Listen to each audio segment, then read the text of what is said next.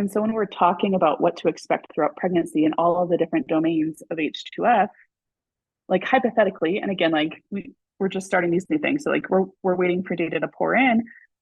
Like the brigade that I was with at Fort Liberty, the ACFT scores, and we implemented these changes like 18 months ago, longer than that now. Their ACFT scores on average were higher than what they were before they were pregnant. Team, welcome back to another week here with Drew and Alex in the Mops and Mo's podcast. And our guest this week, before Alex introduces her, it's interesting to point out that this was the first time that we ever had a guest live and in person, sort of. I don't know about if we can say live. None of this is live. This is all recorded. Sure. But she was in your house while this was happening. Yeah, we had a little bit of a weird situation. Internet outage across town. Very convenient that the first time we had a guest internet go down when they needed to record an episode with us happened to be a guest who lived in the same town as one of us. Not me. Yeah, me. I mean, she's smart, so she lives in Colorado. Well, our internet didn't work, so I mean, you got to make choice. Wasn't your whole county's power down? That was a terrorist attack of sorts. Sure. Someone shot the power generator, so. Well, I would say that a few hours of internet outage in one subdivision is probably not quite as bad as a whole county's power being down for weeks. That's just me, though. Fair. I don't know. Maybe. Well, interesting times. Okay, sure. But anyway, she was in Colorado Springs. I will say I have not edited the audio for this episode yet before it gets posted. So if you hear any like weird echo and stuff like that, I'm going to do my best to get rid of it before publication of this episode and stuff, but that is because she was downstairs and I was upstairs. We didn't do like a single mic thing. We tried to do like the same way we normally do it. But if one of us was talking real loud or something, you might hear our voice on the other's mic. I will do my best to make that go away. Computer was picking up your sound from upstairs. And vice versa. Yes. Yeah. But hopefully I can make that invisible. Until we realized that's what's happening, it was a little bit weird. A little bit, but I think because I can just mute one track while the other's going, it should be pretty easy to edit that out. We'll see. Anyway, behind the scenes of the podcast game, there guys. You go. That's us figuring it out in real time. That's why if there are any prospective podcasters out there, it's very important to use a recording solution that records each guest as a separate track. It is crucial. Like, follow, subscribe for more tips. Who are we talking to? Now that we've been talking about her for a few minutes, we should probably explain who it is. Yeah. Drum roll. So this week on the pod, we have Kelsey Mathias. She is a pelvic health occupational therapist. Her career has been spent in private practice and working with the U.S. military. She's worked with service members and veterans. She currently works as a contractor for the U.S. Army, training leaders from interdisciplinary teams on a holistic approach to pregnancy and postpartum physical training. We get much more into that as we go here. But just to explain where she's coming from, she started out as an occupational therapist who saw a lot of clients that were military or military family members because she was near a military base. That got her interested to work with the military directly. She came on board, worked with H2F, did awesome things building P3T programs organically, and then wanted to do that full time. And so now she works on the modernization of Army-wide pregnancy and postpartum physical training. And since she put it in the bio that she sent to me, I will read her disclaimer, even though we also have a disclaimer at the end of the episode. But this is very important since she's in a contracting role. The views expressed by Kelsey do not reflect the views of the government. They are hers and hers alone. Same thing goes for our comments that we make. They don't represent any organization with which we are affiliated, just our opinions. Speaking of opinions, P3T has sucked for a very long time. Pretty bad. Which pregnancy postpartum, for folks that don't know, it's sort of the Army's solution for, and I think this is the real nomenclature for soldiers who are diagnosed with pregnancy, correct? You will find that language. Yeah. Yes. Now, to the Army's in the Army's defense, I suppose, I don't know if the program has been poor for the last several years because of the Army or just because of a slight misconception culturally when it comes to how we train pregnant women. We've had conversations like this in the past when we talked about the Mama Stay Fit stuff. And now again with P3T, uh, it's gotten better. And part of the reason why we wanted to have Kelsey on is because she's kind of at the forefront of that. You mentioned she's currently a contractor doing work to literally modernize this program. And so the hope is that by having these conversations and shining some light on this, we can kind of help facilitate this modernization of P3T so that it no longer exists as a sort of afterthought and it becomes something that's actually legit.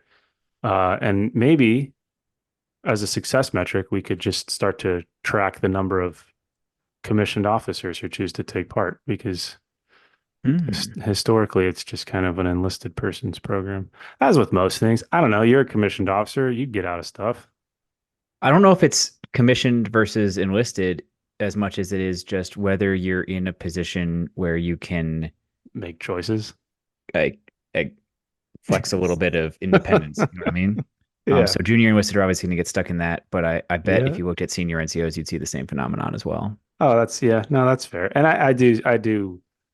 I sound cynical. I shouldn't. No, I think some P3T cynicism is fair when it comes to like the historical trends of P3T. It was pretty bad for a pretty long time, and it got generally ignored. Should we say I think you could go so far as to say that pretty much any program that provides an alternative solution to quote unquote normal PT has historically been pretty bad. I mean, profile PT. I mean, yeah, that's true. P3T, ABCP. Yeah. A lot of acronyms. Probably lost a lot of people in the last couple of seconds, but well, actually, based on some listener data and things like that, I think we might have lost some listeners as soon as we identified that this is about pregnancy and postpartum stuff, because I think there are a lot of people out there who are like, oh, well, I'm not pregnant or going to be pregnant. I'm not going to worry about this. And I would suggest famous last words. I would suggest that regardless of your biological capacity for pregnancy or plans to be pregnant or any of that kind of stuff, guys and girls, it is likely that you know people who are going to go through this stuff. And especially if you're in the military, it's likely that you are going to lead people who are going to go through this stuff. And whether it's you or somebody you lead, it's pretty important to have at least a baseline level of knowledge. So listen, damn it, pay attention. An absolute joy talking with Kelsey. So buckle up and enjoy. And stay tuned to the outro for a whole bunch of puns from Drew. A lot of puns. So stay tuned. So, I mean, it sounds like the place to start is probably Kelsey. It sounds like P3T was part of where you got involved in this whole thing from the beginning. So I guess we should start with, like, why'd you come work for H2F? Why do you decide to support soldiers in a holistic health capacity? Can we back up one more than that and define what P3T actually is? Okay, that's fair. What is P3T? P3T is pregnancy and postpartum physical training. Yeah, plain and simple. So for people that have no clue. Okay, that's fair. I can give like, well, how much detail are you wanting? Well, no, I was trying to think of like a better way because that is basically what it is. It's because like you want the acronym definition or you want the definition of the program? The definition of the program. Let's go with that. I mean, P3T just like underwent a significant shift. So while it is pregnancy and postpartum physical training, like P3T is the Army's answer to a need of pregnant and postpartum soldiers being trained both during pregnancy and postpartum so that they can stay in duty, so that they can keep accomplishing the mission. Like, we know that there's things that they need to address in pregnancy and ways to recover postpartum. And like, if we know the general consensus of what those physiological, mental, nutritional, et cetera, changes are, like, this is the Army's answer to that.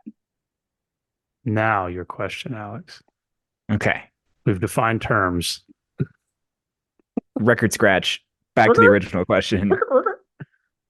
What is it about pregnancy and postpartum stuff that got you involved with H2F?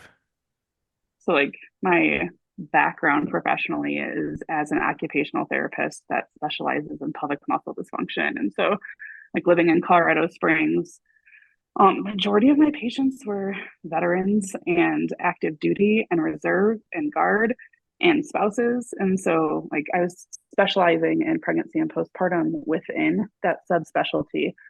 And I kept asking, like, well, what is the Army doing to help you all out with pregnancy and postpartum? And the answers weren't super, super exciting at the time. And then as that was going on, one of my patients are like, have you heard of, like, I kept asking like system change questions. Like, well, have you heard about like H2F, holistic health and fitness? And I'm just like a private practitioner. So no, the answer is no, I did not know what that was. And one of the people that I was seeing like brought up the new FM 7-2022 from 2020 and is like, yeah, like it's falling out. Like it looks like it might be heading in a different direction, and they're hiring physicians all across the United States for this. Like, you keep asking questions about how to change this. Like, why don't you go change it? Kind of what led me down this path. Not bad. So just to make sure, because like from that point, I think Drew and I both already know your story from having crossed paths with you at work and things like that. But for listeners who don't, what did you do from there? Like once you realized there was an opportunity to get inside the system and work on it in that capacity, what did that look like? So I had never heard of USA Jobs at the time, but like somebody told me about it. I know, and popped up, set alerts, and when OT jobs posted, and I recognized like there's multiple different things I'd be doing as an OT with H2F, but all of it was super exciting. I'm a nerd. I'm one of those that like read all those 7-22, and it got me super excited. And so I'm like, yeah, like let's go. And I applied like literally to every opening that there was, and wound up working as an OT with the 16th MP at Fort Liberty for a year. So moved out to Fayetteville. And like, well, yeah, it was a choice. It was a choice. Like I chose. I have some family that lives in Hope Mills. So okay. Like, I don't know, when you got kids, childcare matters. That's fair. So important question. Since we got you here, we got Drew who lives out in North Carolina, and we got me who lives here in Colorado Springs. Oh, I know where this is going. You've lived in both. No, which is okay. better? Which is better? Just answer the question. I refuse. Drew, stop. Don't interrupt the guest. I refuse to compare Fayetteville to Colorado 100%. Springs. I left Fayetteville I don't to come blame back you. to Colorado Springs because my family missed it so much. Like I went and I came and I worked for the VA because like I loved my job with H2F, but my family couldn't handle the heat, literally. It's hot. I will give you that. So let's set up like a more fair comparison to make Drew happy. Drew's pointing out that Fayetteville is not necessarily representative of all things North Carolina. No. Understandable. If you had lived in Southern Pines, Pinehurst, would you still have moved back to Colorado Springs? 100%. Thank you. If it was Asheville, but there's no like that's mountains to mountains. That's mountains to mountains. That's fair. If it were Asheville, there's a good chance we would have stayed. Okay. That's a win. Like I lived in Fort Collins, Colorado for a couple of years, and like some shared breweries. Like there's definitely vibe similarities, but no, I don't think there was anything surrounding Fort Liberty that would have kept me there. All right, that's fair. Settled. Not settled, but that's fine. It's better. I'm sorry. Oh, jeez. Just on a podcast with two idiots. My next question, well, like we're telling your story and figuring out what you're doing. And the next question is like, what did you do for P3T in that position? But I think we might need to back up at this point and establish a little bit of history of what P3T was like before H2F professionals burst onto the scene and started doing certain things within their brigades and divisions and things like that. And before conversation about like an actual update to the program. And you certainly had an outside perspective from your private practice, but once you got to the Army and got to see what existed before you arrived, how did that look? I think the best term is outdated, like significantly outdated, with a touch of like people being like, who's on first or nose goes, where like nobody was taking much responsibility for what to do with the program. You had a lot of things happening at the same time. Like you had Army Public Health, which is where P3T used to live under, being taken over by DHA at the same time as H2F coming forward at the same time. Like literally in 2013, DHA came into existence at the same time that like you started having different trials for like for the ACFT, right? I think ACFT started having like getting looked at in 2013. And then at the same time, you have women now being allowed to be in combat arms. And so like over that decade, you have a lot of changes happening at once and just not a lot of attention being paid to P3T by anyone.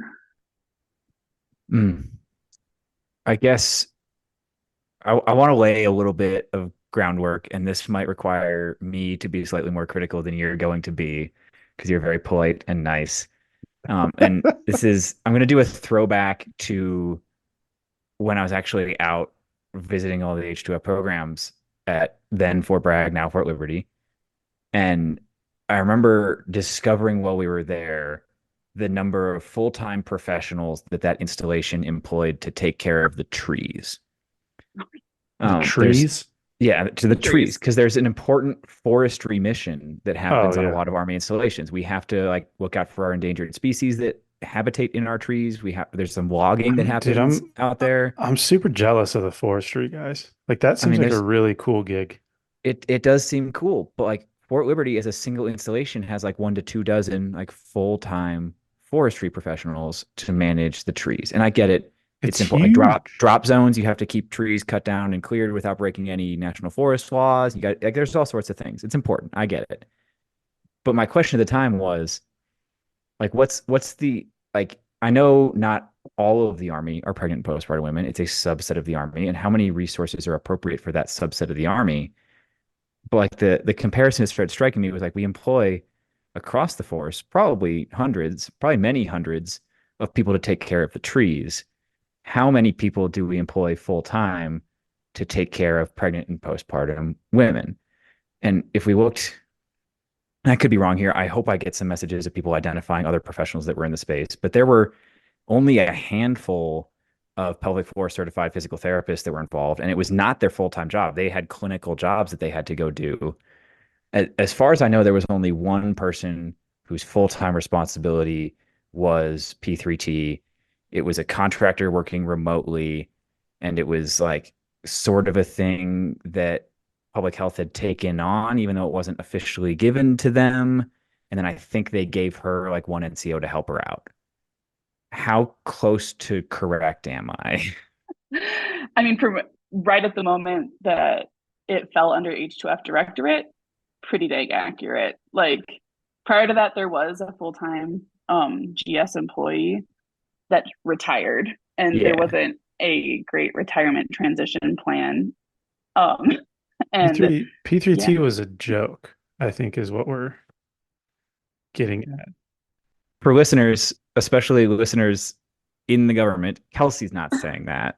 No, Kelsey would never say that. Well, I say that because as you guys are talking about this, I distinctly remember, and maybe, I mean, this gets a little bit more into like my day-to-day job, but so I work at a medical brigade, which is closely tied to the hospital. And I remember getting spun up in the early days of H2F and P3T being part of that.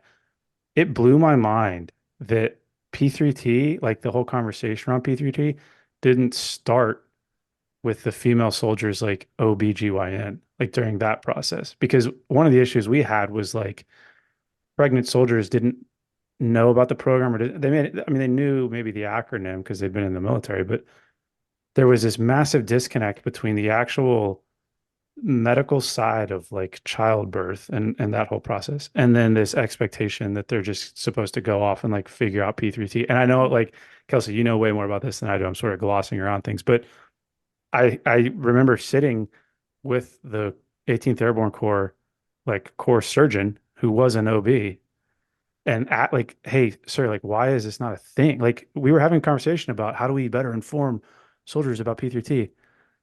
Bro, like, you're the guy. Like, do the thing. Have a flyer. I don't know. Like, why is this not? Because the other thing, sorry, I'm going on a rant here, but like the other thing that bugged the shit out of me is that the medical side of the military owned the education piece of it. So like the women had to tune in to like this virtual education piece and then tune out to go do the physical side of things, which is what sort of H2F handled. And it just seemed so disconnected because I had just gone through, like, we had just had a baby not long before that, a year or two before that. And the whole process with like the doula and or the OB and or just the hospital and then getting into the pelvic floor, like it was all very integrated into that whole experience. And then you get in the Army and it's like, well, those guys over there do that part and these people do that part, and we don't know why these women have no clue what's going on. So that's the end of my rant. I don't know where you guys want to go with that, but I mean, I do want to note, like, because I worked with your dietitian to help Mhm. with the P3T program, and like we made flyers and dropped flyers off Oh yeah, I know. that went, I think Nowhere. went nowhere. Oh, Well, the story we were told, I might get in trouble for this, whatever.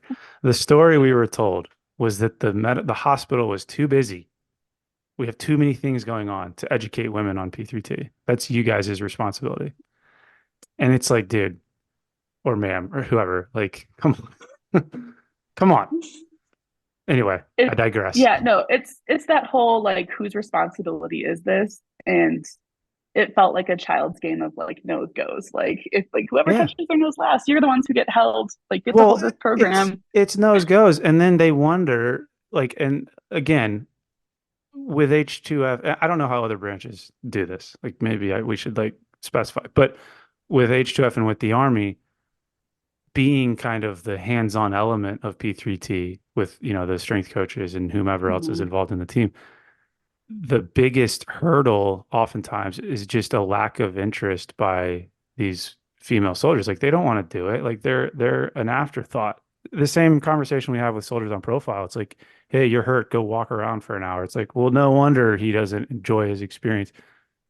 And I just get annoyed by the fact that big Army or maybe big military, to your point, it's kind of nose goes. Who's going to own the program? I don't want it. You don't want it. Hot potato, boobity boobity boo.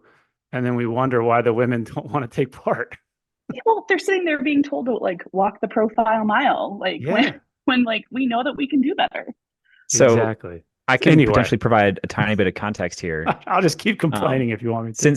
Since we're already like talking about our previous jobs and what we thought about them and things like that, it is 100% a hot potato because like A hot baby? Or is that too close? It's not a hot baby. It's just a hot Tossing the potato. baby around?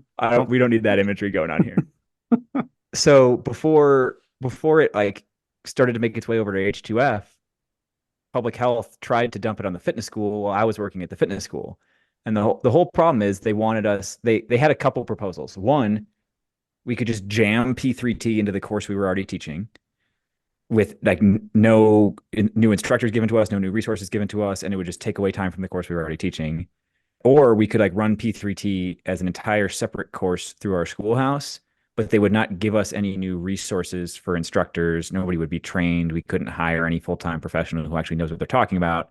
I would just have to take my like crew of dudes who are pretty smart on like bench press and squatting and interval training and stuff, and like somehow make them like pelvic floor specialists and like pregnancy and postpartum experts over the course of like a couple weeks, and then we start teaching the course. Thankfully, we refused, and then it was just like deja vu stuff because I leave that job, start doing H2F stuff, and the same people from APHC are like, "So you guys want to take it? Like we could potentially take it. We just need actual resources because this is a program that matters. It takes care of a ton of people in a really crucial time in their life for long-term health outcomes. Like, why are we trying to do it like out of pocket without any actual resources behind it? It just seemed crazy. I don't know. We're ranting now, but Well, I want to say, like, can we take this opportunity? Because I know you had some statistics just to frame this in terms of like how many female soldiers, how many of those are pregnant. Like, I'll let you kind of go wild. You like Drew, you literally read my mind because I'm like, we're talking like a division sized element. Yep. So like annually, 12,000 soldiers, and that's annually. So like Are pregnant. every year are pregnant and postpartum. And so that's including like unique profiles for pregnancy and postpartum, over 12,000 soldiers. The division's about 10,000 to 15,000. And so while they might be more dispersed, it's not like it's a rarity. Like where else are we going to have a division sized element and just not like dedicate the appropriate resources for training and recovery? It doesn't make sense. And like, yeah, and that's just like, I mean, I did Alex, I looked up the Air Force numbers as well. 11,000 And so it's second only to the Army. Well, like Kelsey and I have had chats about this offline because I will acknowledge, as much as like as a guy who grew up in the Army, I like to focus on the Army and things like that. But I think the Army, even before some of this modernization stuff, was still ahead of where the Air Force is today. Like if we're being realistic, like no program exists here unless like local people get together and provide some resources. And like that worries me even more. Like, because there's nothing to like, there's no program to like complain about and say it's not very good because there is no program. Do Yeah. we know if any other branch does anything for pregnant women? So Navy took Army's pre-updated P3T and replicated a lot of it. They are currently working on doing their own updates, and there's a little bit of collaboration there. Marines has kind of their own program, but we're also talking with Marines some too. I think Air Force is the only branch that has literally like no answer for what's going on. Like the Marines and the Navy have definitely looked into what they're doing. If you want to go Coast Guard, I haven't looked enough into Coast Guard to see if they have anything, so I can't really speak to that. But there's some programs, they vary a lot and what they're being offered. I think Navy's, from my conversations, are more like group fitness exercise focused. Even more so than like what old P3T used to be as well. And that's all I know about those ones. What was the, I mean, I guess we touched a little bit on the history of P3T. Going back, because I'm thinking about this through the lens of the Air Force, and I'm trying to conceptualize how senior leaders could just like not, you know what I mean? Like, oh, we just won't do anything. I mean, what was I guess my question is like, what was the genesis? Do you know what was the Yeah, I do. genesis for like why this started for the Army? So Air Force doesn't do PT together every morning. That is true. And I do know that having, yep. Okay. Yeah. So you have in the Army that, I mean, Marines PTs together more often, but like in the Army specifically, in the late 90s, you had increasing levels of percentage of females in the population who were getting pregnant and then postpartum while they were in active duty. And it used to be like older rules. It was as soon as you got pregnant, you were out. And I can't remember when that changed. But as rules and things changed, population percentages shifted. Well, then now Army saw itself with like, oh goodness, like we're doing PT every morning. What are we doing? Like, is it safe? Like, what do we do? And there were some soldiers who literally just did nothing, who still had to report from morning formation and did nothing. And there was on it like this really incredible health educator from Army Public Health who's like, we've got to do something. And that's the one who I talked about earlier who retired, where like she pulled it by her bootstraps. And honestly, like at the time, it was revolutionary. Like nobody else across any of the other branches were giving specific answers for what do we do for long-term training for P3T. And at the time, like 1996, like they consulted with people from different universities, and OBGYNs knew even less then than they know now about how to train pregnant women. And so OBGYNs are like, don't lift more than 20 pounds because that's the advice that they gave, in 1996.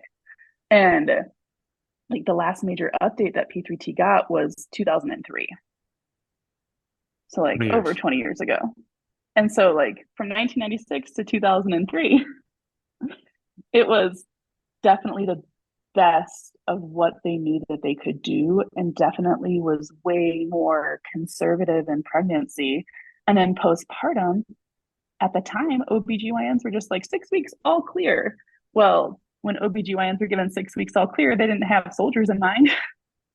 And so like somebody 6 weeks all clear from OBGYN goes and runs, throws on a ruck, like starts doing soldier tasks at 6 weeks postpartum, because like back then also like that's about what leave was. Like we didn't have the 18 weeks of parental leave. So soldiers were getting back postpartum at 6 weeks, and they were expected to pass height and weight and expected to pass the APFT at 6 months postpartum.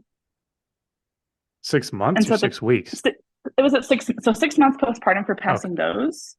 Okay. But like at 6 weeks, in the older P3T guidance of their at-home guide, they were told to start jogging at 2 weeks postpartum. Like while stitches are still in the perineum for people, like it's common to tear, for those who don't know, it's common to tear during labor and delivery between, I'm going to use anatomical terms, between the vaginal opening and the anus, like that tears It's very good for frequently. Alex. And then Thank you. Explain that for Alex. Thank you.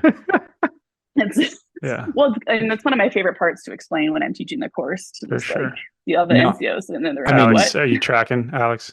Kelsey and I think, had this conversation when I was at Fort Liberty a little bit about how like I had to Little explain to tear? the master fitness trainer course, I had to explain that Oh, like just because you're certified to lead physical training does not mean you are certified to lead pregnancy and postpartum physical training. And like one of my favorite ways to do that was to like ask the class to say the words like incontinence or prolapse or things like that, and they would always giggle. They could never do it without giggling. And a lot of these guys were dads. Like they had been there for childbirth and still couldn't handle like a basic conversation about some of the stuff that goes on without like getting weird about it or awkward about it or whatever. And like that was dudes. how I made the point that like, hey, like that's a pretty good example of why you're not at this point certified to go lead the P3T program just because you can tell people how to work out under normal circumstances. But okay, so my question is kind of like along with the 6 month thing, like returning to run 2 weeks Yeah. postpartum. I feel like as misguided as that might have been, it would have very quickly self-corrected because you would have realized like, oh shit, there's a lot of women, or did they just ignore that? No, so what happened is it wasn't getting used. Mm, Like people go and do it and it's like, well, this is beyond my capabilities. yeah. Screw that. Like it gets thrown to the side. And then because of what happened during their pregnancy P3T, there wasn't a significant amount of people speaking up because they're like, well, if we already get treated this way while we're pregnant and get told to like walk a mile, and then they're telling us to do this postpartum, I don't think the people making these decisions have a good grasp or understanding of what's going on with my body. I don't trust to ask them the questions. Mhm. And so like nothing was really happening for like 20 years, a long period of time. We're very close to talking about what the modernization that's going on now looks like. But before we get there, there was like an interim phase where the Army's like realizing this modernization is necessary. And a lot of that came from injecting actual human performance professionals into units. Like without any actual modernization to P3T programs, as soon as you have coaches and athletic trainers and dietitians and occupational therapists and physical therapists running around looking at what's going on with fitness stuff, they start to notice when things are broken. Hey, this And doesn't work, guys. and so like Kelsey, you were a big part of that. Do you want to speak to like how that took shape and what teams were able to do? Yeah. I mean, I heard on my interview, I was asked like, can you work with pregnant and postpartum? So it was already like in my boss's mind. Then I show up there. That was one of the first tasks to do. I go to the old P3T course, and a part of that was shadowing the old P3T program. And when I got there, my eyeballs bulged, like we're about to like pop out of my head. Because I'm like, oh my goodness, like what are we doing? And so pretty quickly after that, collaborated with the dietitian. Drew, am I allowed to say her name? I don't know. Michelle. Michelle, there you go. Shut So up, I Michelle. collaborated. Woohoo, she's awesome. Michelle and I worked to try to like course correct things because then like I had taken the course and I'm like, okay, so this prior course gives instructions about like generalized fitness. Let's actually make a plan because before they like come up with a plan, but like there wasn't a lot of guidance in the old program on what a good solid plan looks like. And it was taught as if we had to like stick to these exercises. And so I'm like, says who? Like I immediately started asking questions like, where's my limit? Where's my right and left limits? Draw the sandbox for me. Like, let me know where we can play. And so we worked together administratively and with our strength coaches within our brigades to come up with a plan and a solution for what we had, but like immediately ran into issues like where do we actually get to work out at? How do we get MWR to let us have space so that we can work out? When we Mm, get to MWR, they're handing us bands and hmm. saying that this is what P3T is used, this is what you should use. And I'm like, no, no, no, no, that weight room over there, I want that. Like I want my pregnant soldiers lifting weights. I want pregnancy and postpartum to have access to bars. I want them to have access to kettlebells. Like I'll quote Brianna Battles, who is an expert in this field, like they are not broken, but they're not invincible. Right. And so like we're like, they're not injured. I think that's actually what she says. Like they're not injured, but they're not invincible. And so where do we find this line where like we can actually let people know what they're capable of? And we do a lot better when we are working in a space where we feel like people are highlighting our capabilities than when they're telling us what our limits are. Like nobody wants to be defined by their limits. We'd rather be defined by our capabilities. And so those are like the big shifts that we started to make in P3T. And then I slid into CIMT's DMs back in like 2021. Hey. And on Instagram, and I'm like, what are you doing about P3T? Because like I was also new to GF. I didn't know how to get a hold of anybody. I didn't DMs is pretty good way to do it. know what to do. And so like back in 2021, I'm like, okay, we might be making some shifts here, but like I'm concerned about what we're doing like at a larger level. And so that's kind of like how I started working my way to like, I just want to solve problems. Like there's a division's worth of like, because then you start talking about like there's a RAND study that says like 40% of people in DoD at any point, 40% of women who are in the Department of Defense have had babies. And so now you apply that to the Army and you're talking over 26,000 people. Actually, I think it was like 27,000 something. So you're getting like close to 30,000 people. And now you're talking like multiple divisions of people who have been postpartum. And we know that there's like pelvic health risks and things like that, that if they're not getting addressed and treated, or we're not training for those things, they're going to end up living with those things.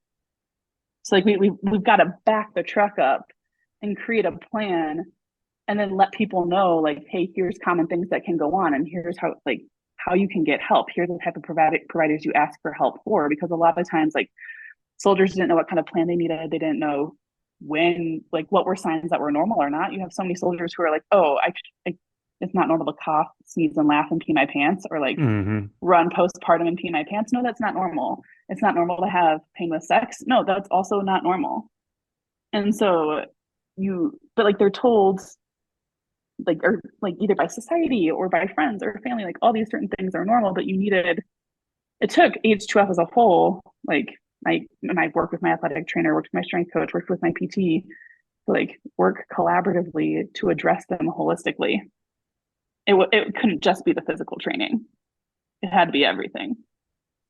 This is like a weird question, but I'm going to work through it in real time, because I feel like there's kind of like two parallel things happening. Like there's the big wide world who is gaining a better understanding of pregnancy and postpartum. And I feel like the conversation around pelvic health has become much more popular recently. This understanding that like, women can and should exercise around pregnancy and postpartum. Like, I feel like that's happening in like the real world, but it seems to be happening at obviously a much faster clip than the military. And so I guess in my mind, when the Army stood up P3T initially, it seemed like that maybe mindset, attitude, whatever, was kind of jiving with the regular world.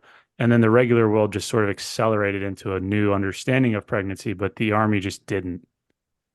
Is that roughly accurate? Does that make any sense? Yeah. I mean, I was looking over all the different research articles related to fitness and athleticism and working out, and not just those, like mental health, nutrition, sleep, all of those domains. We have over 50 different references for the past, like everything in the past 10 years related to pregnancy and postpartum. You start looking before 10 years ago, it's crickets. And so, which is sad. I mean, that's also a state of like evidence-based practice and research on women, which, I mean, IRBs, it's really hard to get research approved for good reasons for pregnancy. And so a lot of research in pregnancy winds up being retrospective because of the ethicalness of being experimental on pregnant women, right? And so like there was this huge lack of evidence 10 years ago, like around 2013, there started to be like a huge explosion of new research on what we can do in this population. And I think because there were so many other changes going on and not full-time people, meaning more than just one, dedicated to staying up to date on what evidence was, the outside world exploded in its knowledge and expanded in its knowledge while the Army didn't quite keep up. So speaking of that, I mean, you talked about how far behind it was and like what women were accepting as normal and things like that. And in the midst of all this, we dropped the ACFT on the Army, right? Like you pointed out that that was timed with a lot of other things that were happening. And now we're asking, at least initially, for people to do leg tucks. We're also asking for deadlifts. We're asking for a lot of dynamic stuff, some heavy lifting, all these things. And there was clearly a pushback from women in general, but there was a specific pushback from moms. And a lot of that was trying to say like postpartum women shouldn't have to or aren't going to be able to do certain of these movements. How much of that is like justified caution and how much of that is just they had accepted a lower level of function because nobody was providing them the resources to get back to the level of function they should have achieved? 100% with a good progressive overloading train, like with a good plan, they can, like, a postpartum woman can do a leg tuck, a postpartum woman can, like, but they need adequate time to be able to accomplish deadlifting at that level or to be able to run at that level. And so, like, no, at that current standard, when things were getting rolled out, that was before Army Directive 2022-6, which expanded the timeline. And so they were thinking that like at 180 days postpartum, they're going to have to pass all that stuff. Was that a realistic expectation? No, that's why it changed, because it wasn't enough of a training time. Right. And so, yeah, I think that, and because I've seen it and like the data supports it, that when women are given, this is before even the change of P3T, that when they're given more time to train and how to train properly, they're going to pass the ACFT at a higher rate. Shocking. Same goes for men. Really? Like it just blows my mind when that's brought up as like something that like there's not something so unique or special. I think about like women who work on farms. They don't stop working on their farm, like on the farm, doing their very physical jobs just because they had a baby. like other industries where there's a lot of physical intensive labor. I've worked with them. When I was up in Fort Collins, it was a very agricultural area. And when I was a public floor therapist there, I had people who were working heavy manual labor jobs who had children and they were still doing it. They just needed some training and some guidance. Imagine. I think this is one where like conversation is often shaped by like public figures in the space and what they're doing, right? And right before you came on, I went down like a quick rabbit hole of just like checking examples of like popular, famous, elite female athletes who had kids. And and there's examples on both ends of the spectrum, but like obviously women whose career is athletics are probably going to lean into training a little earlier and a little harder because they have to get back to a certain level of performance. And there's some awesome stuff out there from when Allison Felix got her sponsorship cut by like 70% by Nike and went over to Athleta. And there's some really cool stuff in there about that. But there's like I think they were looking at like the Olympic Nordic skiing team and like half that team were moms. Like the New York City Marathon, like 4 of the top 10 women were moms. And then there's like tons of individual examples. I wrote down a few. Paula Radcliffe won the New York City Marathon 9 months after birth. Kickin Randall won bronze at Worlds 8 months after birth, and then won gold at the Olympics the next year. Serena Williams won her Grand Slam title 9 months after birth. But like Serena's also an example of maybe didn't get some of the care she needed as well because she ended up citing pregnancy and postpartum complications when she retired a few years later. And I think one example that Drew and I have talked about before is like Tia-Clair Toomey, like how she handled pregnancy and postpartum, like how intensely she was training, how many months into her pregnancy and how quickly she jumped back into it. How are women supposed to see those examples and figure out how to translate it to somebody who's not a professional athlete with a staff around them? So there's a significant difference, right? And I've like, again, being in Colorado Springs, Olympic City, like I've worked with athletes who it was their full-time job to be an athlete. I was not the only one on their team. I was their pelvic floor therapist. They also had oftentimes like a mental health therapist they were working with. They had a strength coach they were working with. They had an athletic trainer they were working with. It is literally their full-time job whose income relies on being an elite athlete. Mm-hmm. It's like Alex There and are you know, I. do what Yeah. you can. But like there's different MOSs, and some MOSs are going to have a higher level where like it's going to be more like they need to be professional athlete level of physicality. Okay, you're going to train different, but also they're going to have more training history, typically, the women who are in those units, right? Versus somebody who, like, I'll speak medical for myself. Like, I'm an OT and I hang out with a lot of OTs who are active duty. Like, our physicality is oftentimes different than potentially other MOSs. And so that might take it might take longer to recover because of the habits and routines. Like, what are the physical habits and routines and the training habits of the MOSs that you're working with? It's going to make an impact, right? And so do I think that, and P3T, like, to be clear, we still recommend no Olympic lifting. Like, that's our official position during pregnancy.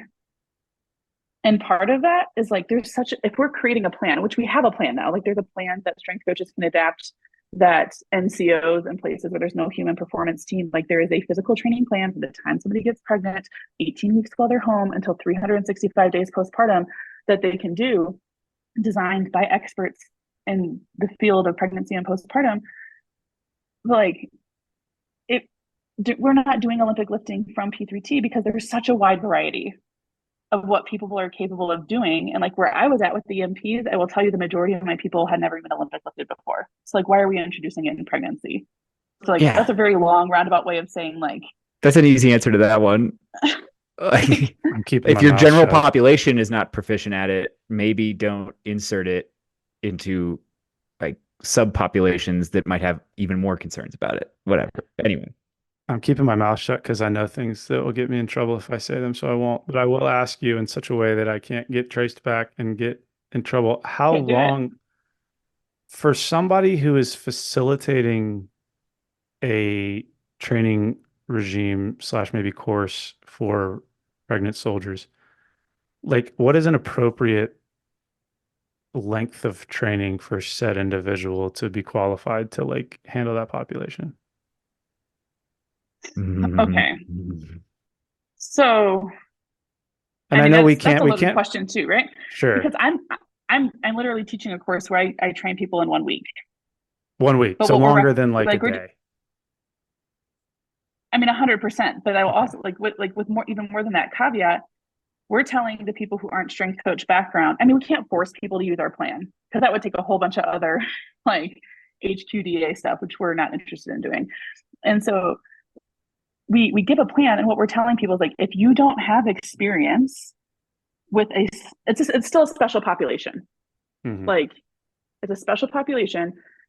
If you don't have experience training this population, why wouldn't you use this plan? Our plan, by the way, comes with an entire movement bank of exercise options of like, they can't do that, pick something else along the movement pattern. This is a regression, this is a progression. And like, we literally like lay it out, spell it out. It's in writing for them so that they have some room for play. And if you can't figure it out, let them go that day and then go get some help from a professional, go get some help from somebody who like, this is their expertise. You don't have a human performance team, go to the Army Wellness Center. And so we're teaching them in that week what their limitations are, and that the expectation is not that they are walking out as experts in pregnancy and postpartum. Does that answer your question? Yes. And it brings up another question, maybe related, maybe not, but this goes back to the conversation we had a while back with like the Mama Stay Fit program. Mm-hmm. And Alex just mentioned, you know, these female athletes who, I don't know if rebounded is like the right word, but like there's something to be said. Got back to work. Sure. And you mentioned sort of the agricultural, like people who work for a living and have, we could call it like a robust training history pre-pregnancy, tend to do better while pregnant and postpartum. And so I think my question here is like, within the context of P3T, is there like a way to somehow inject like pre-pregnancy training? And I don't even really know how you would do that though, because you can't just assume that every female in the military is going to get pregnant at some point. But like, do you know what I'm saying? Drew's going to tell women they have to pass a fitness test before they can get pregnant. Oh God, can you They already imagine? do. They have the ACFT. Are you kidding? Like, hey, you're not They allowed to already have get to pass the pregnant physical until fitness you test. can get a 600 on Oh your my gosh. ACFT. No, Oh okay. man, that'd be a nightmare. I mean, ask Allison Brager about sex specific True. training. And like I think her and I could, like, I've never met her in person. I've listened to your podcast where you had her on, and I've read some of her stuff. But like, there's stuff out there where there's some legitimacy to training for specific things, but it's not like overly complicated. And is it worth it when you're working with a female population to potentially throw in some more hip stability, like the things that we know are common issues? Mm-hmm. Like, should we train for that? Why wouldn't we? Um, like that's a great question. Can you pre-train for things? You sure could if people were knowledgeable. Well, I mean, I guess you could sort of just also cage it in the whole conversation about like everyone in the military should be training. Everyone should be fit. But I mean, like inevitably they're not. And so I think my follow-on question to that would be like, we talked earlier about there's this stigma around P3T, and maybe stigma is too strong a word, but like it's very boring. Like no one cares. No one wants to go. Like if I were a pregnant woman, I wouldn't want to do it. I mean, you see pockets of it being done well by embedded teams, and fair play to them. I just want But to jump in really briefly to say when I was at the fitness school, I took some time to get knowledgeable on P3T and I called a bunch of women I knew from college who'd been active duty officers and had kids while they were on active duty. And so far, of all the women I know who've had kids on active duty, and it's a pretty significant number, of all the officers at least that I know, oh, they don't do it. zero of them participated in P3T in an Yeah. organized capacity. Zero. Officers Which don't it's do it. mandatory, by the way, even for officers. Like Yeah. officers aren't exempt just Right. by sake of being an officer from Check. PRT. So I'm just So are speed gonna limits, throw that but out like there. nobody follows those.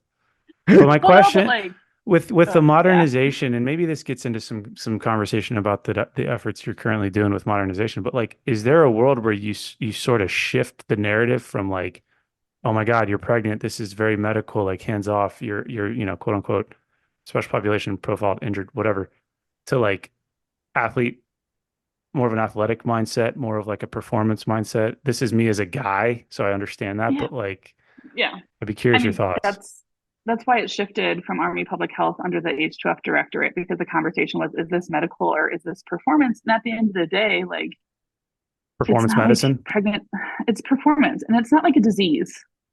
Like, pregnancy. well, but legitimately, that's how Oh yeah. I like when I've had interactions with some of the people attending the course, it's like kid, like they just, there's this awkwardness and this confusion, and a large part of it is because they just don't know. They've been And when diagnosed you with don't, pregnancy is they've the been diagnosed with pregnancy. That is the Yeah. language in the policy. At least Yeah. it was when I was working in that space. So. diagnosis of pregnancy.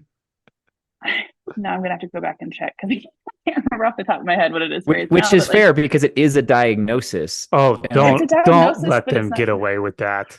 but it's not a disease. Yeah. And that's like, there's so many, when you start framing pregnancy as if like, again, the list of all the things people can't do, well, then how do the commanders feel about their soldiers who are pregnant, right? Scared of them. And like it's those kid glove treatment, which isn't entirely appropriate. Yes, like there's things that are laid out in the DA-PAM of legitimate like exposures, fumes, like vibration from vehicles can legitimately cause some miscarriage. Like there's some legitimate things that are listed. But like, let's start looking at people from a strength-based approach. Let's start looking at the population for what they're capable of doing and how they can and should be trained. And when they're like, when people are seen that way, like I remember one of our first classes, an officer who had already had 2 children, she attended to be like as a P3T leader. And she's like, holy crap, like if what you guys are teaching us right now is what I would have had when I had my first kid 8 years ago, I would have gone to P3T or at least taken your plan and PT'd on my own with it. It seems like the military does not do a good job like providing for the special populations, profile PT, pregnant, postpartum, like just in general. If you fall off the track of quote unquote normal, it's like, oh shit, what are we gonna do? Go walk in a circle. you're getting to a topic that we could rant about for way too long. Because Of course. part of the nature of the military is mass producing organizations of humans capable of certain things, right? And like if you go take like any civilian course on fitness, like one of the principles of programming for physical training is individualization. And you will find the term individualization in the Army's doctrine on fitness now. But to what degree are we actually individualizing? That's really hard to do in an Army environment. And Well, like, like does it have to what be though? I think there are ways we can do it. And it seems like Kelsey has lots of thoughts. There's enough technology now where we could do it. I think the special populations of all kinds, to include P3T, are. I'm not even sure if we're supposed to use the term special I population was gonna anymore. say, as you're saying that, I'm like, I feel like that's outdated. It's what people say, so it's fine. I feel like it's in 7-22. Oh, there's a probably lot is. of things in there that are dumb. Sorry. But like again, Kelsey's not saying that. She should not get in That's trouble. me. I'll get in trouble. It's fine.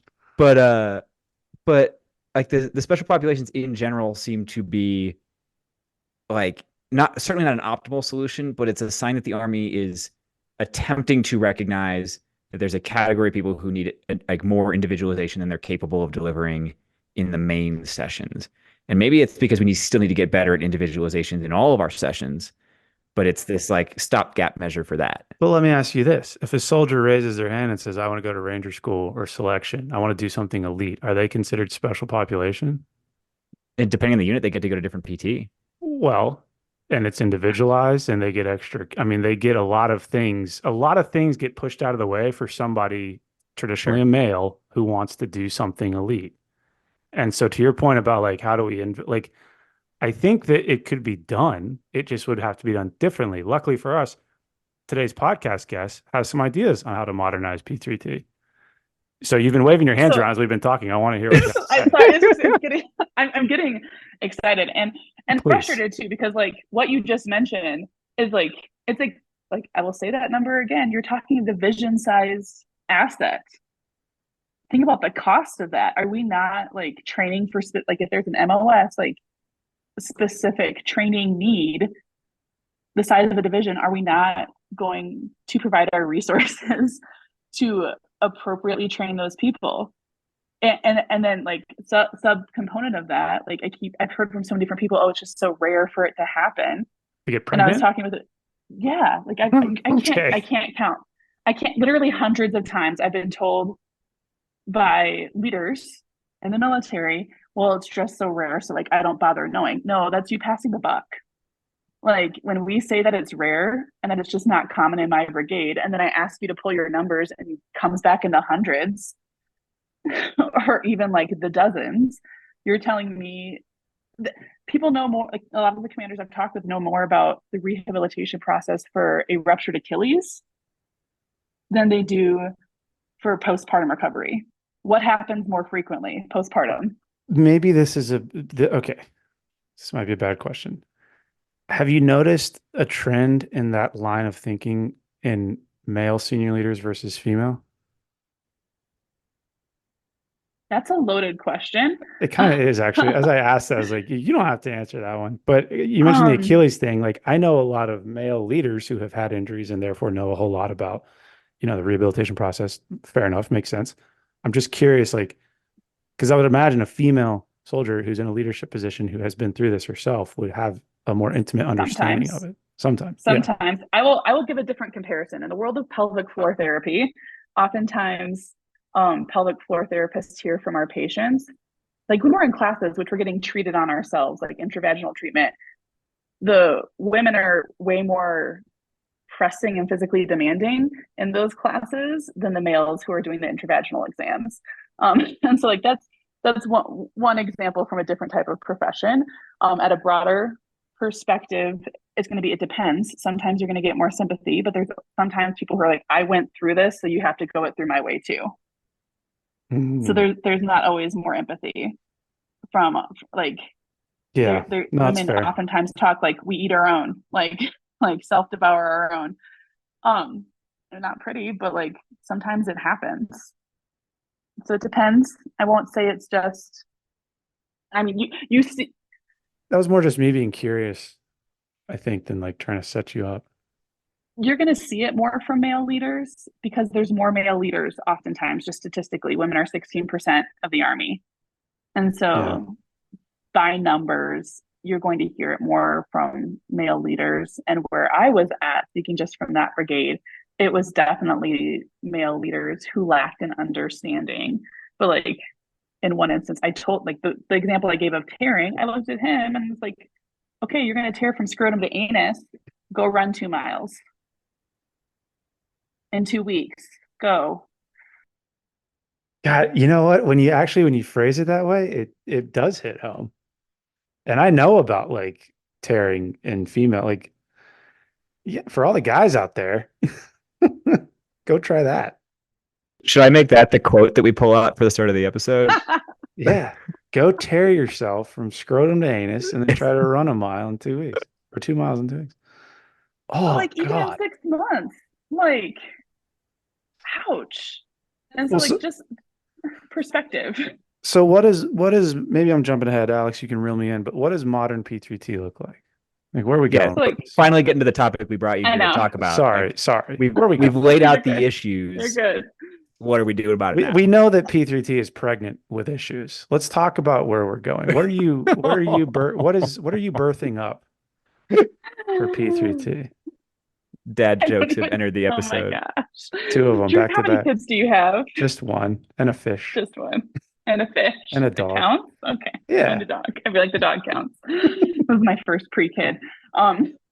Anyway, modernization. I mean, the big things, there's a plan now. So like prior P3T didn't give great guidance on a plan. It gave expectation for NCOs to not only, who didn't have oftentimes fitness background, to not only like suddenly become experts in fitness, but then like in a subspecialty of fitness, which left a lot of people who got feedback from highly uncomfortable for very good reasons. And so like new P3T, we have a plan, like the physical training plan. Like I had mentioned earlier, goes through the whole scope of pregnancy and postpartum, has an 18-week at-home recovery guide. And then like pulling onto that more, incorporates all of the domains of holistic health and fitness. So like you have P3T modernization, the new update, including like what are specific nutrition recommendations? What about like sleep? Because pregnant women require more sleep, about 1 to 2 hours more. And so for some people, maybe that's now 8 hours of sleep instead of 7 hours of sleep, not that big of a difference. But for other people now, they're needing like 9 to 10 hours of sleep while they're pregnant. And so you have like sleep implications, spiritual implications, meaning, purpose.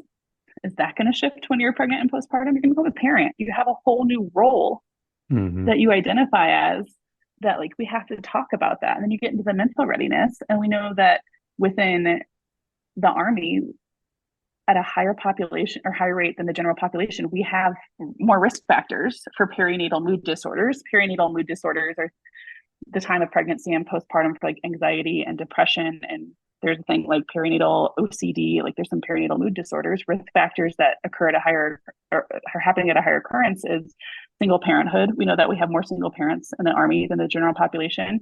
Another one is big life changes happening in and around the time period, well, PCS season. And then you have lack of social support as a risk factor. And so like, we know that we have some of these risk factors, and now we get to educate and let people know like, hey, you're not alone. Here's things to be considering. And so we're incorporating all of these things and then building it into Turf Talks. So old P3T was like, okay, you do mindfulness at the end of every session. Okay, maybe you do that sometimes, but also why don't you have somebody from your human performance team come and pop in during the last 5 minutes and talk about nutrition, talk about spirituality, like talk about mental readiness and how to build resilience, talk about like sleep. And so building those people in, getting exposure to your team so they feel more ready to access them. And then also our brains just feel more at ease when we know what to expect. And so when we're talking about what to expect throughout pregnancy and all of the different domains of H2F, like hypothetically, and again, like we're just starting these new things. So like we're waiting for data to pour in. Like the brigade that I was with at Fort Liberty, the ACFT scores, and we implemented these changes like 18 months ago, longer than that now. Their ACFT scores on average were higher than what they were before they were pregnant. And so like, making these shifts and these changes, including all the domains, having a plan, including screening for like perinatal mood disorders, including screening for return to run. Like, can they handle impact? Can they handle load? Are they stable? And these are things that people can be trained on to do. Like, you don't have to be like just a physical therapist or just an OT to like hop on your leg a couple of times and shift weight and do a couple of exercise moves. Like, strength coaches can do that, NCOs can do that, right? And then like pelvic floor dysfunction screening, so that we can hopefully catch people sooner as we're going. And so like those are like the biggest changes that P3T has undergone in the past 8 months. Is there, and we've asked this question, I think, in different contexts, not just with P3T, but I think in this particular example, it seems very relevant because all of the things you just talked about in terms of external risk factors for a lot of those things. I mean, that's a lot of that is just like basic Army stuff. And so it's one thing, I think, to create a program and modernize it and introduce all of this education and do the good things that you're doing. But are there conversations or is there an appetite in the Army to like change some Army policy for pregnant women? So we already are. So there's like, I guess my question would be, what kind of policies specifically are you I don't know. wondering? I'm wondering about like, and I'm out of my depth in some sense, but like you mentioned riding in like vehicles, PCSing, all of these things that just sort of are taken as oh, you're in the Army, you have to deal with that. But then we have a whole body of research that shows this is actually harmful for a whole lot of reasons. And so to me, it's just another one of those dichotomies that we seem to run into a lot of the times having a human performance podcast where like part of the military is putting a lot of time, energy, and effort into modernizing a thing. But in so doing, it's revealing a whole lot of areas of like conflict of interest, and it like won't change the things over here, but let's educate about why the things over here are bad. We just won't fix the bad things. So we are. Army Directive 2022-6 created stabilization for up to a year postpartum. Nice. And so they get to stay where they're at. There's lactation accommodations for a year postpartum, up to 24 months postpartum. And so if somebody is breastfeeding, like, and you can't, like, I pumped in a janitor's closet at a hospital when I had kids, and I had to check in and out when I was pumping, whereas like the military at a hospital. Irony. You had to check in and out? Yeah, like I had to like clock in and out. Oh my God. Like I worked on the third floor. The elevator was reserved for patients. So I had to walk down 3 flights of steps and then down to like the opposite end of the building, clock out, which I was getting timed on for productivity. Were you clocking in and out to go to the bathroom? Yes, we were supposed to clock in and out for the bathroom. No way. I was going to say going to the bathroom is more important than feeding your kid, but clearly they both suck as far as the hospital is concerned. I mean, they wanted us to, but if you were quick, which is a whole nother issue, but like, yes, they would give me my breaks. But like, point being, military is providing like unprecedented access and protections that a lot of people aren't going to find in the civilian world, specifically Army. I can't speak to all the other Department of Defense branches, but like Army through Army Directive 2022-6 had some pretty incredible changes, including stabilization. If people are doing in vitro fertilization, you get stabilization during in vitro fertilization as well. So you're not having to, I think that's for up to 12 months. People can correct me, message you if I'm wrong. but like read that, and they're actively working on another update to that already to help answer some of those things, most of those protections coming within that like 12-month to 24-month mark. Now I'm just kind of like riffing all over the place, but you've piqued my interest. And I'm going back to this thought that we had earlier about the whole individualization thing. And I understand that at an industrial level, which would be the Army, you can't necessarily do that. But do you think that there's a conversation to be had around, specifically, I'm thinking of like embedded strength and conditioning professionals, and maybe we could extend this to physical therapists, athletic trainers, just that staff in general, rewriting some of those contracts So a certain percentage of that staff is a specialist in this kind of thing. Because from what I've seen, certain programs might just luck of the draw have some folks that, I mean, you're a great example. Like, oh, you happen to have a lot of experience with this. Awesome. Our P3T program is going to be the shit. And then you have other programs where it's like, oh crap, you guys all worked in collegiate sport. You have no clue. Okay, great. We'll figure something out. But like maybe the conversation around modernizing P3T could include some of the contractual things that are being put together. Like, is that happening? I mean, I can't speak to specifics because oftentimes when they're talking contract stuff, I'm a contractor, so that's not conversations I'm invited into That's for fair. like legality reasons, right? But like, wouldn't it be incredible if P3T had some trainings for professionals that came out over the years in the future for both medical providers and strength coaches? Like, wouldn't that be great? Yes. So, like that, yeah, like in an ideal world, there would be some scenarios where things are being worked on to help answer that call because out in the public world, they're also like not necessarily speaking to the specifics required for a soldier. They might like a lot of the courses that are out there for provide like for not just providers, but also like strength coaches and stuff. It's focused on like more elite athlete pushing. Mm-hmm. Some of the courses that are out there, I'm like, well, that's not real. Like those expectations aren't necessarily realistic either, right? And so, what if there was some kind of additional training that existed in a hypothetical world that provided answers for contractors and for providers to help them feel more secure? Because like I had an athletic trainer at a course where they're like, "Am I allowed to do kinesio tape on somebody who's pregnant?" I'm like, "Yeah, you sure can." Did you tell them it doesn't do anything for healthy people, much less pregnant people? Okay, I'll back up. There's a couple of tapings that you can do to the belly to help lift and get a little bit of pressure, like a little bit of a lift pressure off of the pubic symphysis, like for pubic symphysis dysfunction. And Okay. so like I'll there's allow ways it. that you can, yeah. I mean, yeah, like kinesio taping in and of itself, one other conversation. But I will say in a pregnant population, there's some cool things that you can do to help relieve pressure that sometimes work better than a pregnancy belt because those can get clunky when you're sitting down. Okay. We've covered a lot of ground. I want to make sure we didn't miss some important stuff because the last thing we like asked you about before we went all over the place there was like what are the changes that are happening in this modernization of P3T? And I just want to make sure that like E4 for a listener sitting at home, yeah, like whatever it's we can talk about whether it needs to be rebranded or not in a second. But like have we covered in enough depth to like help somebody who's sitting at home who's wondering about this, who might be a soldier, NCO, or officer or something that wants to know like what has changed about P3T? If I went to P3T a few years ago and then I went to P3T next week, what are the differences I would see? Like biggest difference is like you're going to go in and they're lifting weights. They're not just using TheraBands. They're doing a plan where it's slowly deloading throughout pregnancy.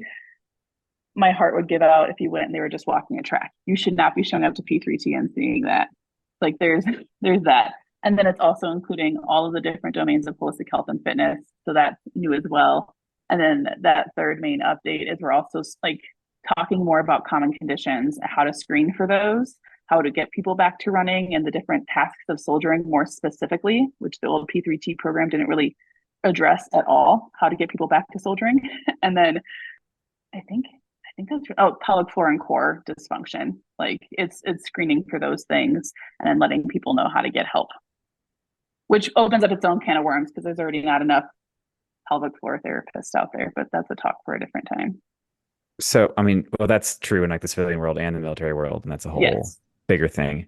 I have a weird question, like a training methodology specific question. We've had conversations on here about like energy systems versus like oxygen absorption, transport, utilization, all this kind of stuff, right? And this is like a weirdly specific one, but like blood volume increases by like 50% when you're pregnant. Sometimes less, sometimes more. For some women, it doubles. It's crazy. double the blood volume in your blood? Like for some women, it approaches doubling of blood volume. So like what, Damn. just like, I know we're getting like in the weeds of P3T stuff here, but like what are the ramifications of that for cardiovascular training? Like, what do I have to consider in terms of intensity, in terms of like how much work my heart is doing for like normal blood flow? What do people need to know? So, like, are you talking pregnancy and postpartum? Yeah. So, pregnancy, what we're using is the talk test. Old P3T taught checking your heart rate and not letting your heart rate get above 140 beats per minute. Sorry, it feels Jesus. embarrassing even saying it out loud, because it's not accurate. Yeah. So, now we're using like RPE, rate of perceived exertion, and the talk test. So, Let's like, we should be go. able, yeah. Well, it's more accurate. What? It's more No. accurate, yeah. Yeah. Obviously. Drew's so happy right I'm now. so happy right now. And so we're using more rate of perceived exertion, heart, yeah, not doing the heart rate thing anymore. And we're looking at like we should be working hard enough to break a sweat. I know not everybody sweats, but like hard enough to like we should be feeling it, but not so hard that we're not able to have a conversation while we're working out. So that's pregnancy. And then postpartum, a lot of that blood volume is lost during labor and delivery. And then a lot of people don't realize women bleed for up to 6 weeks postpartum. And that's even if they have a C-section, because some people don't realize that either. So like there's blood loss that happens a lot in labor and delivery, and then even more so during those 6 weeks postpartum. And so when we're looking at cardiovascular there, we have had this detraining period of during pregnancy and then 6 weeks postpartum where like you're able to walk, you're able to do some like body movements, just like really basic movement pattern stuff. And then so now you're talking like months of detraining. So when we're getting back to things, we shouldn't be going back at like RPE 8 or 9 when we're going back to cardiovascular workouts. We're talking at like maybe we start at 50%, see what your symptoms are. So like when we're talking cardiovascular work and intensity postpartum, we're talking about like your legs and might feel stronger than what your core and your pelvic floor can handle. And so you might feel like you can go for a 2-mile run, but I can like over a dozen times I've had patients that I've worked with who are like, oh my gosh, I used to run 5 miles. And like I'm gonna run 2 miles. I'm like 7 weeks postpartum, partner's watching the kids. I'm gonna go just do a 2-mile run. It's less than half of what I was doing up to 36 weeks pregnant.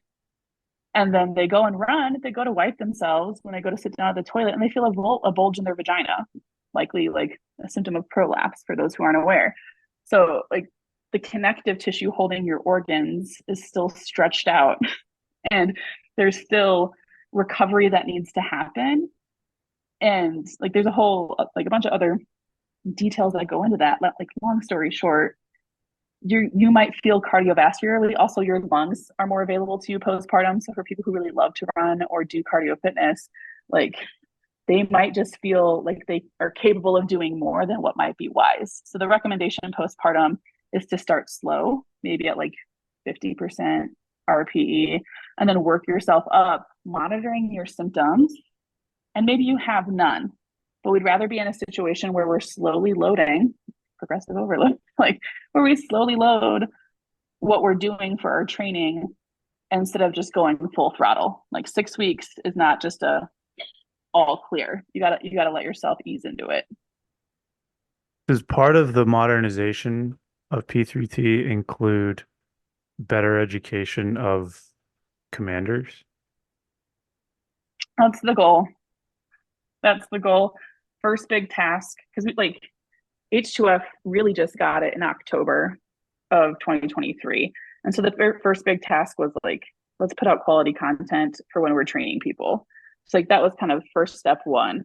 And so now what we're doing, like what's happening is we're looking at like school for command prep, school, like all the different like places where we're doing trainings of leaders. Where can we put in information so that leaders are actually aware of P3T, of the changes, and what expectations, where to find the regs, that kind of thing. Because right now it's not included in a lot of those trainings. Is it worth a rebrand? Like, should we call it something different now? Because, I mean, maybe. I mean, in any situation, if something is not great and you change it to make it great, people just still associate the same name with like the thing that wasn't great until they're all dead and gone. So like, do you change the name of P3T? Maybe. Okay. That's a loaded maybe. I'm with you. P4T, here we come, baby. That's not my decision. That's fair. I'm not the final decision maker on a rebrand.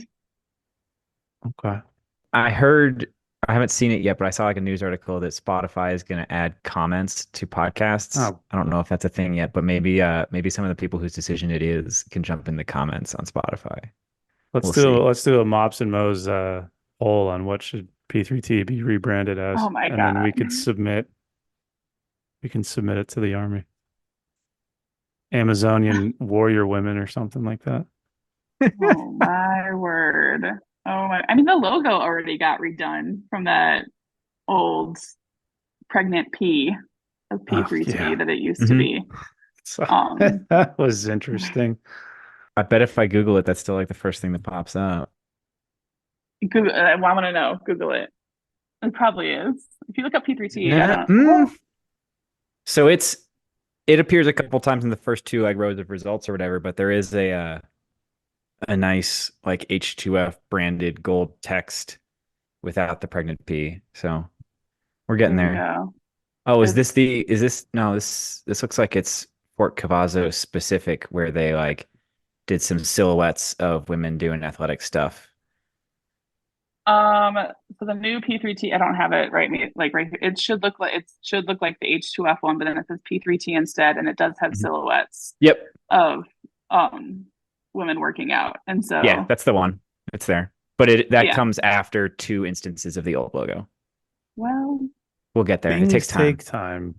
I Uh, mean, the new logo just came out for the like during the H2F symposium, so I'm shocked I'm it's hitting that high.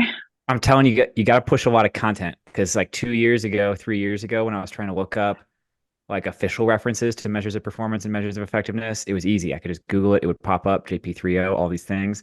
Now, if I Google measures of performance and measures of effectiveness, especially if I use any terms related to like military fitness, whatever, Yeah. it's just nothing but our content that like dominates all the Google results. It's pretty funny. I will tell you right now, as things are, content providing is not high on the content in Mm, the social media world is not high on the list of P3T when we have a long list of like, okay, now how do we get this out to the guard and to the reserve? Like there's other priorities on our sure. list because That's fair. P3T is not just for people, because there's another confusing point that I think it's important to clarify. It's not just for people who have human performance teams, because there's been places where like they think H2F is just people who have human performance teams. And then they're like, well, now we don't have to do P3T anymore. No, no, like H2F is still or not H2F, P3T by 333-1 is still required for everybody in the Except Army, officers. including, yeah, including the reserve and the guard. That was a joke, Um, by the way.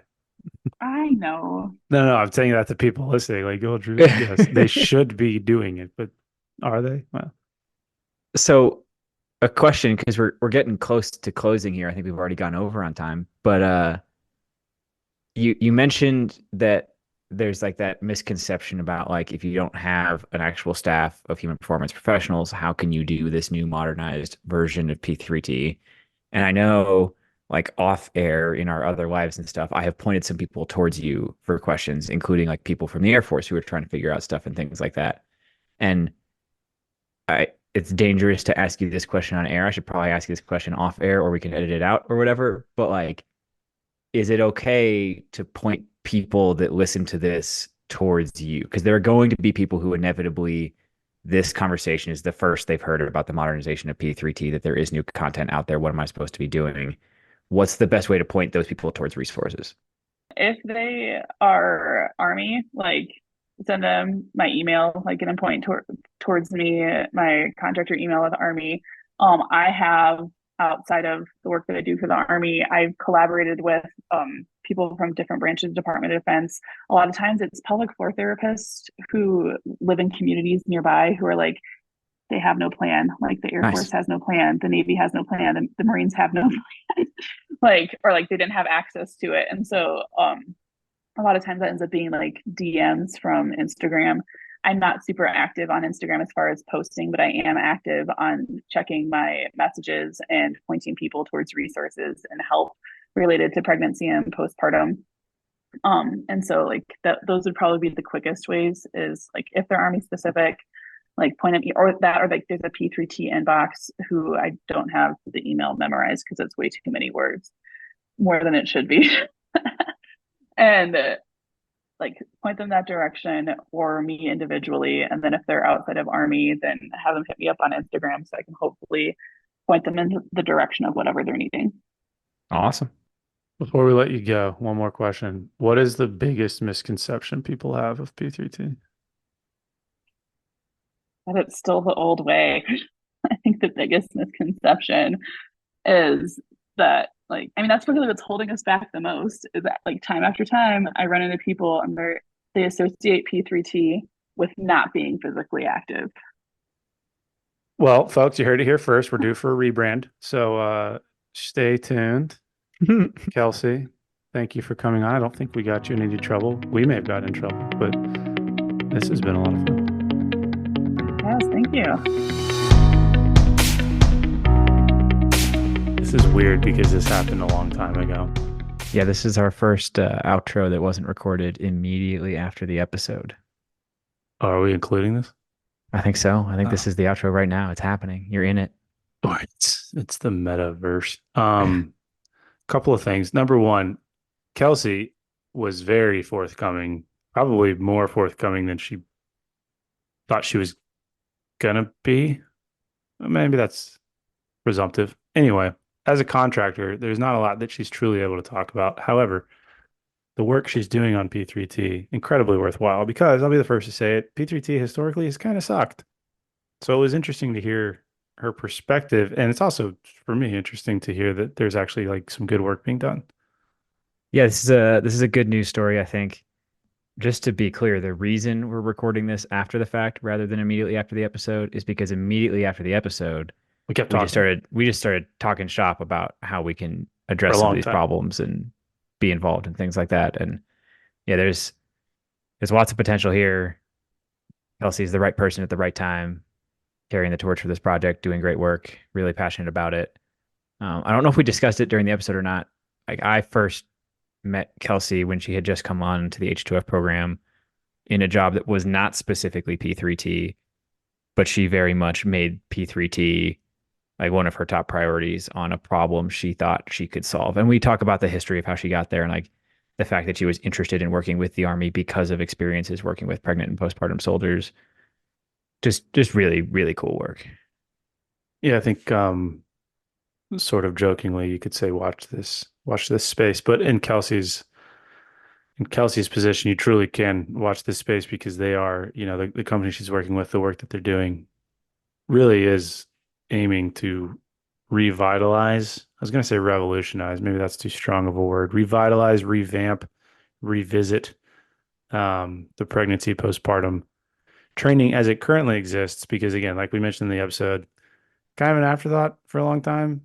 It's gotten better, still not there. And so hopefully this episode and kind of the work that they're doing can be part of the conversation in terms of steering what I think is a really valuable program in a better direction. I'm hopeful. I know we discussed it a little bit, but I don't think super directly. When I first arrived at the Army Physical Fitness School, You were pregnant. we weren't really, well, yeah, exactly. I was pregnant. I knew nothing about P3T, right? And the fitness school didn't even really cover P3T. It wasn't part of our portfolio, so I didn't need to learn about it. But it's related, right? It's part of fitness. And so I took some time. I think I called 3 friends who were women in the Army who had had kids while on active duty and got their thoughts on the program, feedback on the program, what they knew about it, that kind of stuff. And the feedback was not good. Like pretty universally, if you're someone with enough rank to get away with it, you just don't participate in P3T. Oh yeah, for sure. You're kind of out on your own to figure it out. And that's not because like it's specifically because they did not think P3T was worth their time, or it was frustrating, or it was bad, or it was like poorly run and all these things. I would say, even just from a resourcing standpoint, like forget actual execution because you can blame that on individuals, but just resourcing and like programs available, education available, I would say the state of P3T before this latest effort to update it I mean, the word negligence comes to mind, right? Like it's a population that you're going to apply a lot of stress to that's in a unique medical physiological situation. And we just were not giving them information that was remotely current. We were not giving them training that was remotely effective. It did feel deeply overlooked. Pregnant with issues, Mm. as it were. And I think the work that Kelsey's doing truly is a labor of love. Oh, pun intended. Well done. Yeah, and she certainly delivered. Oh my God. Stop. In this episode. The work that they're doing is in its nascent stages. But they'll come full term here soon. And we just want to again thank you for coming on, and we'll see you guys next week. Hey Alex, let's cover our ass real quick. Oh, great idea, Drew. All right, guys. The views and opinions expressed in this program are those of the speakers and do not necessarily reflect the views or positions of any entities they represent. Thanks for tuning into this week's episode. Before you go, please rate and review the pod on the listening platform of your choice. You can also visit us on our website at www.mopsinmos.com. That's mops, the letter N, mos.com. You can check out the library of podcast episodes, our latest blog entries, any helpful resources, and also sign up for our newsletter. Drew nailed it. Just to underline a couple of things, the podcast entries have in-depth show notes on the website. So if you missed anything or you want to read any of the research we talk about, it is all there. You can, at the bottom of the website, sign up with your email and receive future updates from us. The blog posts go a little bit more in depth in kind of written form on a couple of topics we get questions about all the time. But most importantly, I just want to ask all you guys, our best way the word gets out is absolutely word of mouth. So tell your friends, tell the people you work with, anybody you think would find it useful. Thanks for spreading the word. If you have any questions or comments, feel free to shoot us an email at either Drew or Alex at mopsinmos.com. Or there's a contact form on the website.